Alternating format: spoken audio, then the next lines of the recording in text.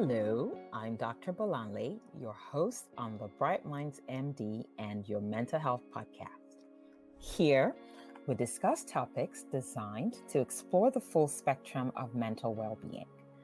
You'll hear from experts and listen to personal experiences that inspire and inform. So, whether you're seeking insights, solutions, or just a dose of motivation, this podcast is your perfect companion. Hit that subscribe button and join us on this incredible journey to mental well-being. Your whole health starts with your whole mind. Let's get started. Hello, good morning. Thank you everyone for joining us. It is me here again. I'm Dr. Bolanle Akinrambi, psychiatrist and founder at Bright Minds MD, a psychiatry practice in New Jersey and New York, where we help people with depression and anxiety disorders feel better with fewer medications and wellness practices. With me today, I have Dr. Shade Farri. She is the breath doc and founder, CLAPS MD, serving New Jersey. Today will be, and welcome, Dr. Shade, welcome. Thank Today, you. our topic, or what we'll be talking about, is the intersection of asthma and anxiety. As a psychiatrist, right, I get people who sometimes show up to me after they've rushed to the hospital. Maybe they have asthma or maybe they have anxiety.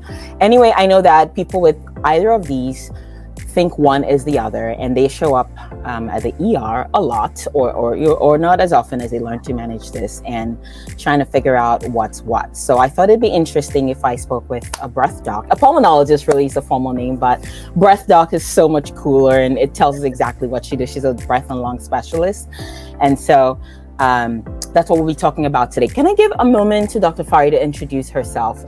My apologies. Hi, everyone. Thank you, Dr. Akinrambi, for having me. I'm Dr. Shade Farri, like she said. I'm the medical director and founder of Children's Lung, Asthma, and Pulmonary Specialist, CLAPS MD, and the breath doc. So, absolutely. So it's a pleasure to be here. I love what we do at CLAPS MD is we help children with chronic breathing problems breathe and thrive better. And so talking about this interesting topic that we're doing today is something that I think not just children, but everyone can learn from. So it's interesting, and I'm happy to be here. Absolutely. Thank you so very much. So anxiety is, under the umbrella, right? When we parcel out the body into specializations, anxiety is technically like a psychiatric symptom, a psychiatric disorder.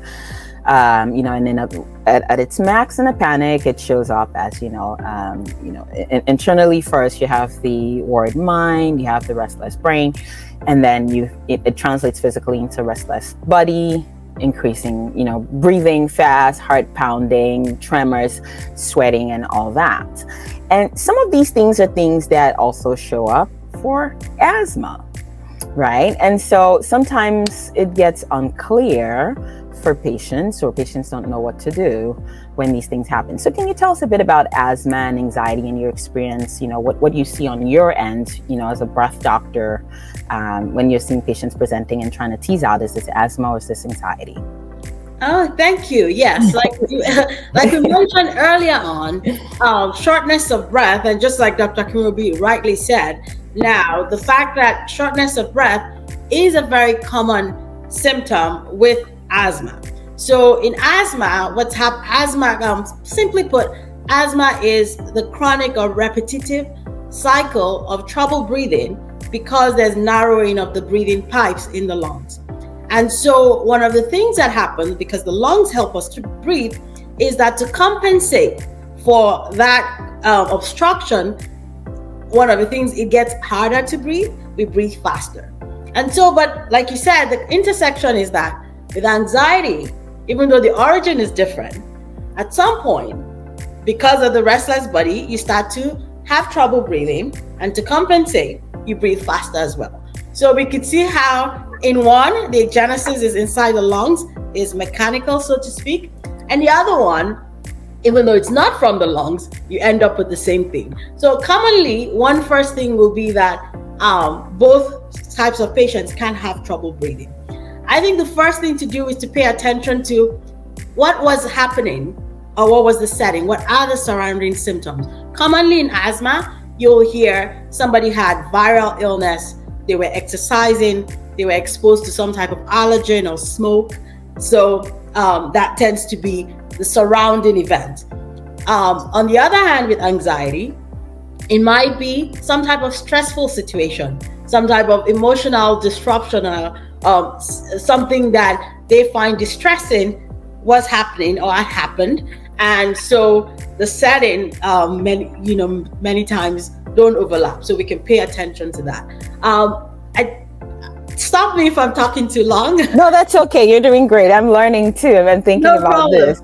So we can pay attention to the triggers. The other thing is what other symptoms?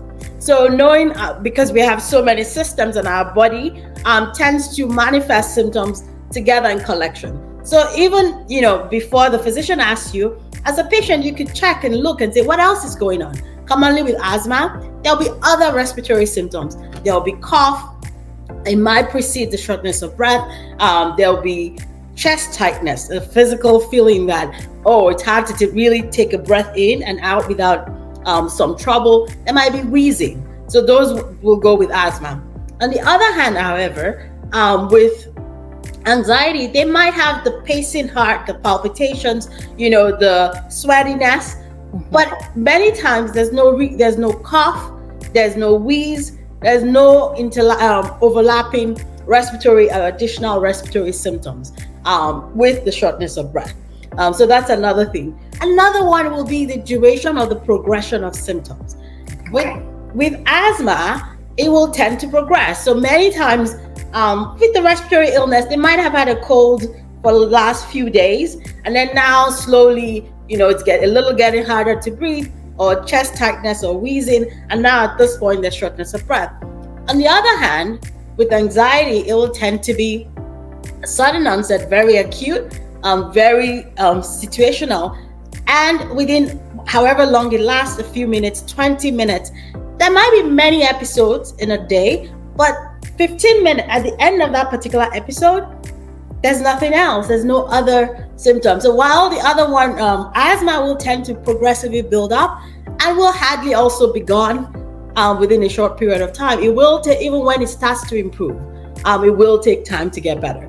But with anxiety, it will not. The other is response to medications, right? At some point, especially the first time it happens, it might be confusing in anyone.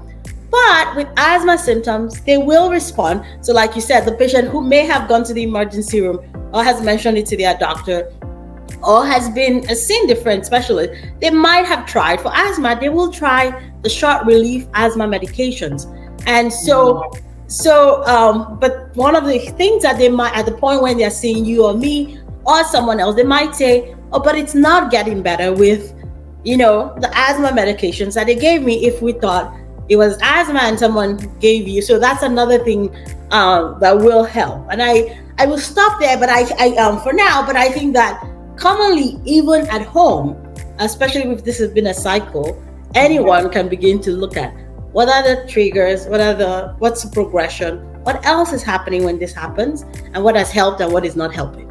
Thank you for recapping it. Actually, that's what I was trying to make sure I remember the highlights of that as well, is that to tell both apart, it's what's a trigger, so what's the circumstance, what's happening when this is happening, how long is it going on for, like the duration, like you mentioned.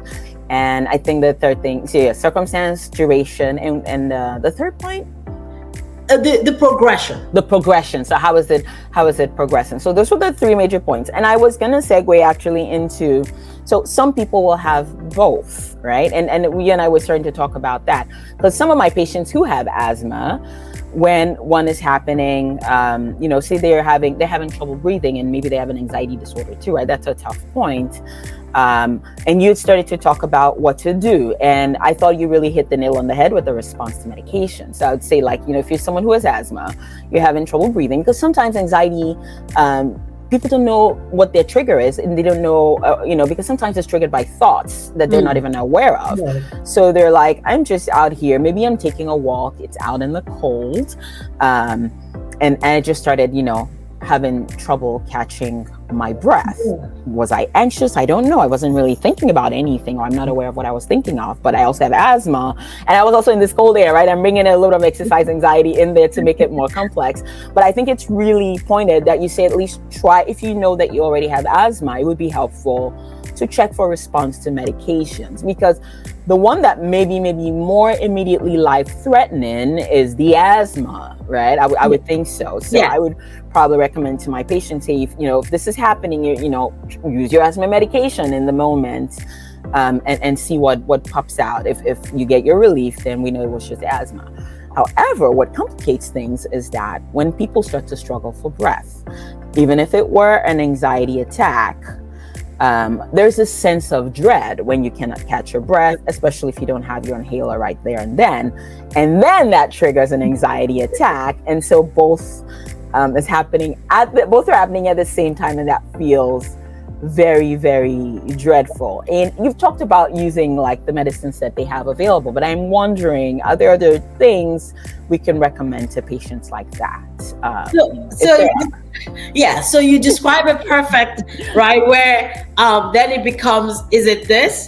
And then because one will make poorly controlled asthma, like you rightly described, will make your anxiety worse if things are not getting better. So I think that the first step is that because asthma is chronic, and that term just means there will be acute episodes, like you described, nice day, taking a walk, but it's cool.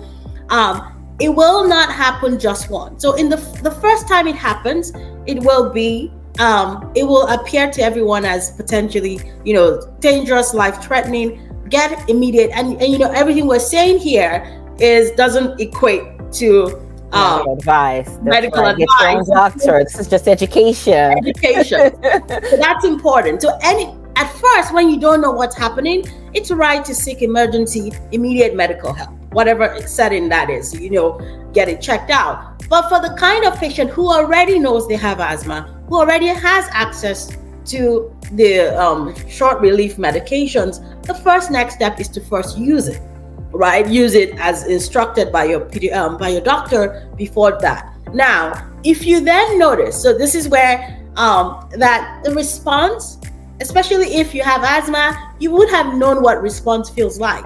So in the amount of time you should. So the response is not adequate already. If that person also knows that they have anxiety, then they might have to, and that's why your expertise leans in. They might have to take a step back and say, even if I wasn't aware, or is this anxiety? So I've done what I should for asthma. I haven't gotten the response in the time. We also have a number of tries.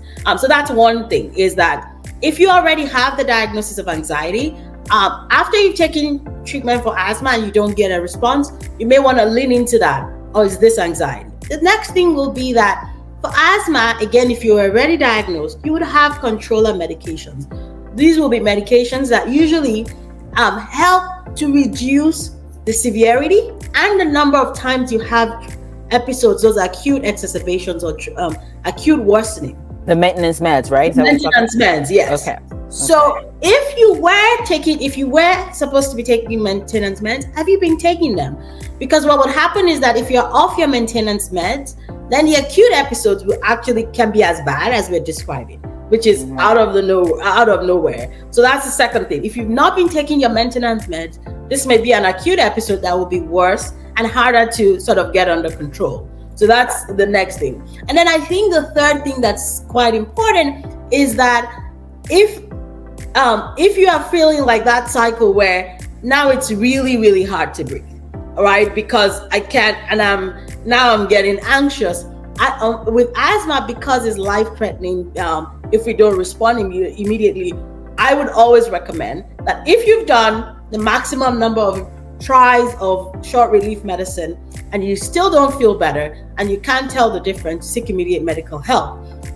But when you then go in, we can make sure, your oxygen levels, all the things we do to make sure that we stabilize breathing, right? And then we can have that conversation about anxiety on the other end. So I think it's take your short-acting asthma medicine if you have the diagnosis. If you don't have the diagnosis, like we said at the beginning, seek immediate medical help. But then when we go into the office, be willing to sort of take a step back and look at this, because we'll talk about the denial of both, right, in a minute. I think that's another thing, because yeah, let's get into that actually, because sometimes like part of it is people either don't want to have asthma, or more often they don't want to have anxiety. And so how does that show up for you in practice? But I like to touch on the highlights real quick though. But what, the point I'm taking from what you've just said is that, to emphasize to my patients with anxiety who also have asthma to take their maintenance asthma meds,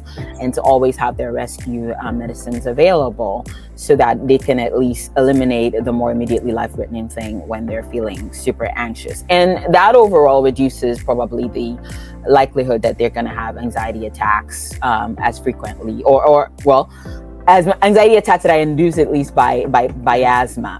That will reduce the likelihood of that and keep them steady and well maintained later. Denial, let's talk about that real quick. What's that showing? How's that showing up for you, like, with your patients? So it will be many times the teenage patient, right? Who maybe as younger toddlers, they had episodes of wheezing, but then it never met the threshold that this is asthma. And so they might have had respiratory symptoms in the past, but it all went away. They many times have not carried the diagnosis of asthma, or not gone for a formal evaluation. So they may have asthma, but they've never been diagnosed. But now they're in their teenage years, or they're in school one day, they have episodes, and that ends up going to the emergency room, or the cycles of episodes, and now they're presenting with symptoms that they've come to the lung specialist, and they want us to tell them that this is asthma, or that's what everyone, the school nurse, the mom, the neighbor, that's what everyone has called it. Okay. And then we ask them some of the clarifying questions we talked about in the beginning. What else is happening? And then as they tell the story and just repeated episodes, there's no associated breathing problems, right? The settings, it's happening in school. Now you talk about school grades, how they've experienced some bullying, they've experienced some social stressors. Social stressors quickly come up in the tail, and you're taking family history, and there's the example, there's stories where the one spouse, there's recent divorce, separations, and so all of that history taking that we're doing, and then it quickly becomes obvious to me or to the clinician that, okay, even though everybody has labeled this as asthma, even though they brought them from the asthma room and every test, that this is not. So, and then many times, the first time we do additional testing, right? There's all the things we do, but I start to prep them and tell them that there's a potential. I'm going to make sure your lungs are okay. We're going to get additional testing. I prep them that sometimes we find out that it's not from the lungs. And so what I do is that slow, gentle nudging, and then many times when they come back and I have all the results back, I tell them, I make them realize that there's our body and mind connection, right? And then I say sometimes our body is manifesting is from the mind. So I try not to play any psychiatrist. Is this when you tell them go see a psychiatrist? Yes. And I almost hear you saying, are people receptive to that, or are they like, no, it has to be asthma, make it asthma? Oh yeah, I get that a lot. But like we do, I encourage them, and I tell them about how, to the parent and to the child, sometimes I have to separate them.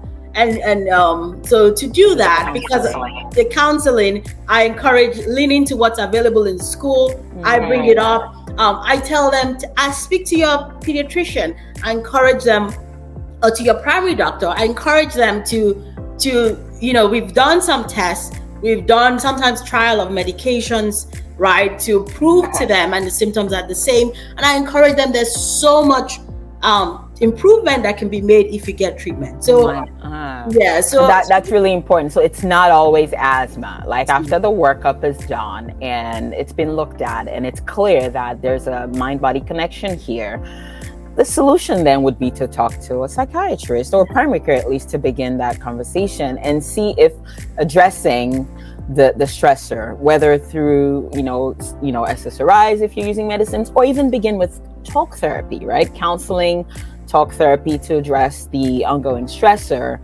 might be the answer to the breathing problem. That's not asthma. That's really, really, really important, because, and I'm always just fascinated by how we forget often that our body is just one body, and what's happening somewhere shows up elsewhere. And how sometimes our patients get have to go back and forth to figure out who's the right kind of doctor to be addressing this breathing problem for me, right? If you're having a breathing problem, you think, yeah, sure, it should be the breathing doc, but sometimes your answer is in the mind body doc, the psychiatrist, the therapist, to help address the situation that is really causing that problem. So I think that's really really important to highlight.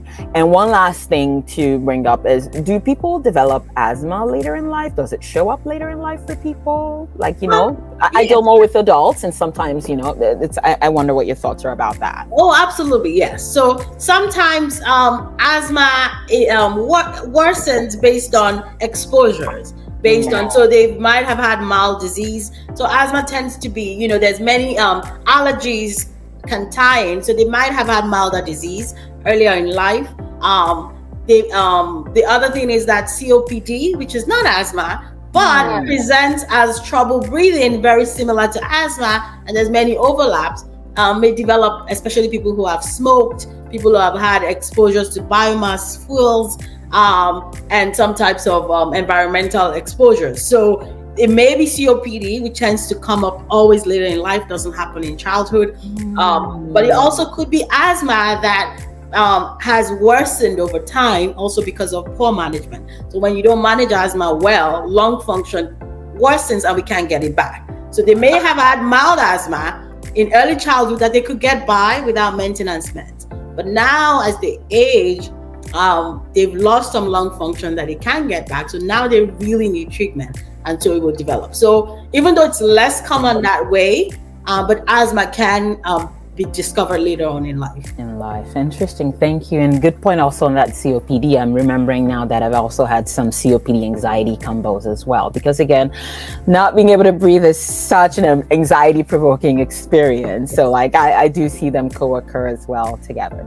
Okay, thank you so very much. It's been a fun conversation, an interesting conversation. I'm taking something away from it for my patients, and I hope that anyone who's watching right now or watching later will also take something from it. And I'm asking anyone who listens now or later to leave us a comment or a question if you find something interesting or something you'd like us to explore a little more, maybe at a later date with Dr. Farri, just on this topic as well. Dr. Farri, any just two things I'm going to ask you.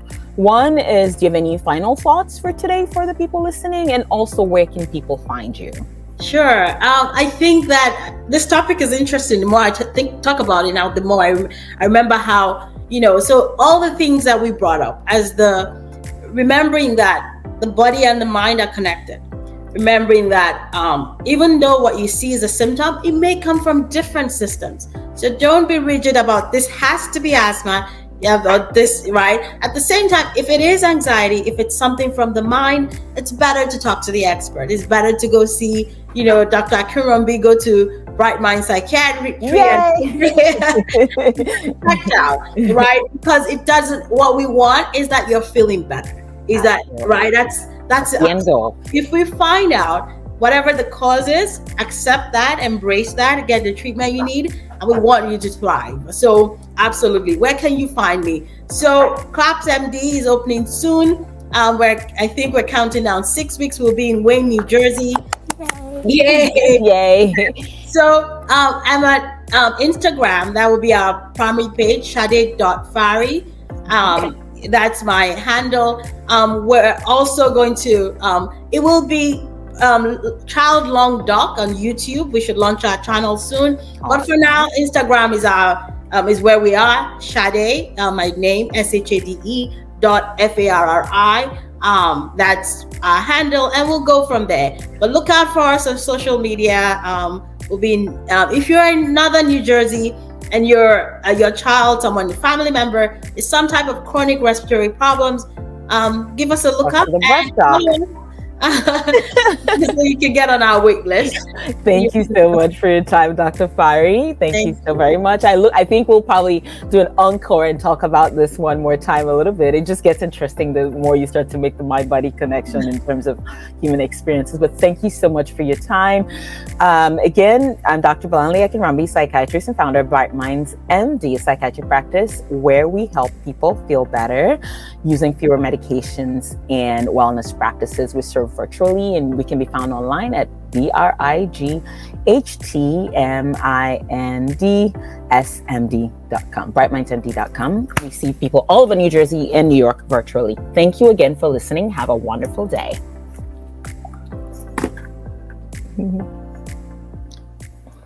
Thank you for listening. Don't forget to share this with a friend or two. Until next time, it's Dr. Bolanle on the Bright Minds MD and Your Mental Health podcast. Ciao.